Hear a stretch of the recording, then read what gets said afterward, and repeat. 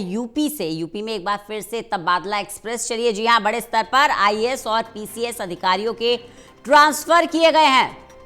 बड़ी खबर आपको बता रहे हैं, गाजियाबाद जीडीए के वीसी अतुल वत्स का ट्रांसफर कर दिया गया है। गाजियाबाद के नए वीसी की जिम्मेदारी नंदकिशोर कलाल को मिली है। जीडीए के नए वीसी नंदकिशोर कलाल ने अपना चार्ज भी संभाल लिया है। अतुल वत्स को हाथरस जिले का डीएम बनाया गया है। बड़ी खबर इस वक्त की आपको बता रहे हैं, गाजियाबाद से मिल रही है, जहां बड़े पैमाने पर ट्रांसफर हुए हैं। उत्तर प्रदेश में बड़े पैमाने पर आईएएस अधिकारियों के ट्रांसफर हुए हैं। अतुल वत्स को हाथरस जिले का डीएम बनाया गया है। यूपी में जोरदार तरीके से बड़े पैमाने पर ट्रांसफर हुए हैं। बड़े स्तर पर आईएएस और पीसीएस अधिकारियों के ट्रांसफर किए गए हैं। कर्णवीर कश्यप हमारे साथ, हमारे सहयोगी जुड़ गए हैं ज्यादा जानकारी के साथ। कर्णवीर, बड़े स्तर पर बड़े पैमाने पर ट्रांसफर हुए हैं उत्तर प्रदेश में, क्या ज्यादा अपडेट है आपके पास? बिल्कुल, देखिए, उत्तर प्रदेश में जो आईएएस अधिकारी हैं, पीसीएस अधिकारी हैं, बड़े स्तर पर उनके ट्रांसफर किए गए हैं। काफी जिलाधिकारी बदले गए हैं, प्राधिकरण के जो उपाध्यक्ष हैं वे बदले गए हैं, मंडलायुक्त बदले गए हैं और कई और भी जो सीनियर आईएएस अधिकारी और पीसीएस अधिकारी हैं उनके तबादले हुए हैं। इसी क्रम में मेरठ मंडल के जो कमिश्नर हैं उनका भी तबादला हुआ है।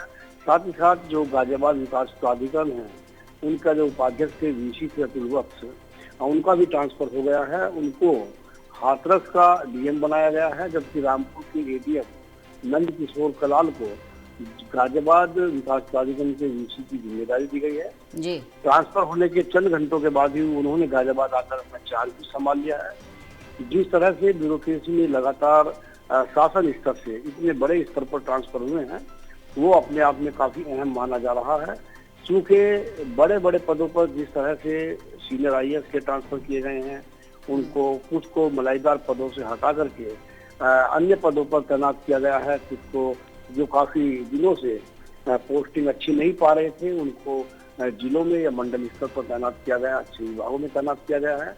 यानी कि जो उत्तर प्रदेश सरकार की मंशा है सभी को समान रूप से देखने की, कहीं ना कहीं ये सरकार के शासन की तरफ से उसकी वकायत है।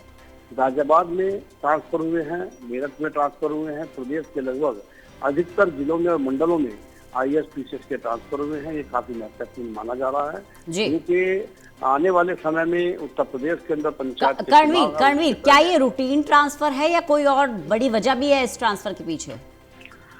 देखिए, इनको शासन के द्वारा ट्रांसफर करने की ये रूटीन प्रक्रिया मानी जा सकती है। चूंकि बहुत सारे पीसीएस ऐसे थे जो आईएएस बन गए, उनको नई तैनातियां, नई जिम्मेदारी देनी थी, उनके भी ट्रांसफर इसमें किए गए हैं।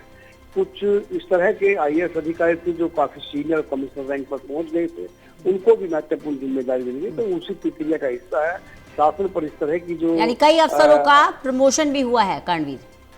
बिल्कुल बिल्कुल, प्रमोशन के साथ ये ट्रांसफर हुए। अधिकतर कुछ आईएएस अधिकारी थे जो सीनियर हो गए थे, उनको महत्वपूर्ण जिम्मेदारी दी गई है। कुछ पीसीएस अधिकारी थे जो पीसीएस से आईएएस बने हैं, उनका प्रमोशन हुआ है, उन्हें भी महत्वपूर्ण जिम्मेदारी दी है। लेकिन इसमें जो सबसे महत्वपूर्ण बात ये है कि उत्तर प्रदेश में आने वाले दिनों में त्रिस्तरीय पंचायती चुनाव होने की संभावना है।